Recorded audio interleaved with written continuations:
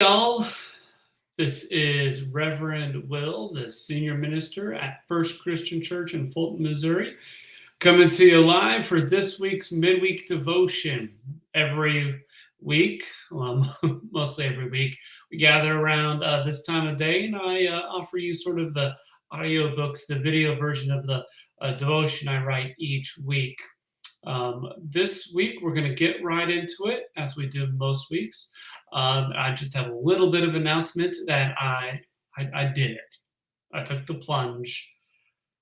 I signed up for a turkey trot 5K. I'm going to spend my Thanksgiving morning freezing my tail off as I hoof it around the mean streets of Cedar Rapids for 3.1 miles. We're going up to visit my parents. I even woke up on Monday morning at 5 a.m. to start my training. Now, I know you're asking yourself, why would Will do such a thing? Well, I wager doing the run in the morning will be more than enough justification I need to stuff my face later that afternoon. Isn't that an extra piece of pie? I ran a 5K. Didn't you already have 5 rolls? I ran a 5K. Shouldn't you slow down on the dressing or stuffing? I ran a 5K. It's all the excuse I need. But really, I've also been missing running for a while. I stopped because of injuries, stayed sedentary with the excuse of time, and refused to get out of bed early because it was just so comfy. But there's always been this voice in the back of my mind whispering, you need to get back to running. The promise of extra food was just all the push I need. Don't get me wrong, I'm not looking forward to waking up at 5 a.m. so I can go pound up some miles before the toddler wakes up. I'm not looking forward to sore legs I need to ice as my body reminds me that I'm not as young as I used to be or think that I am. I'm not looking forward to the extra loads of laundry as I bundle up to endure the ever colder weather. What I am looking forward to, besides the food, is finishing. Whether it's the cheers from my family awaiting me at the end, the endocannabinoids, look it up, flooding my brain, or just the relief of accomplishment. Finishing the race will make all the early mornings, the frequent icing, and the extra laundry worth it. Maybe you won't do a 5K on Thanksgiving, but I know you know what I'm talking about. Finishing something just leaves you feeling remarkably satisfied, at least in the moment. Paul makes allusions to this when he pens his closing remarks in his second letter to Timothy. I'm already being poured out like a sacrifice to God, and the time of my death is near. I have fought the good fight, finished the race, and kept the faith.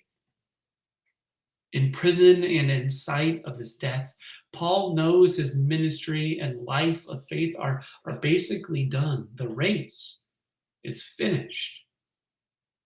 But like anything, there is a mixture of emotions. He is satisfied, but frustrated.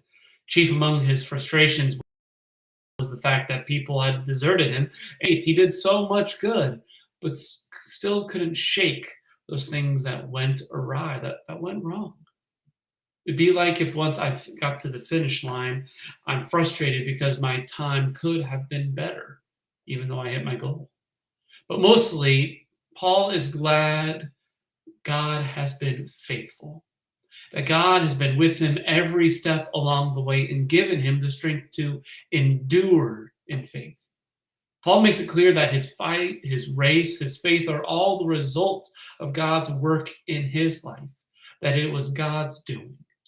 Even as his heavenly reward is coming closer, which he compares to a competitor's wreath, but I like to imagine it's like the medal waiting for us at the finish line. It is a gift.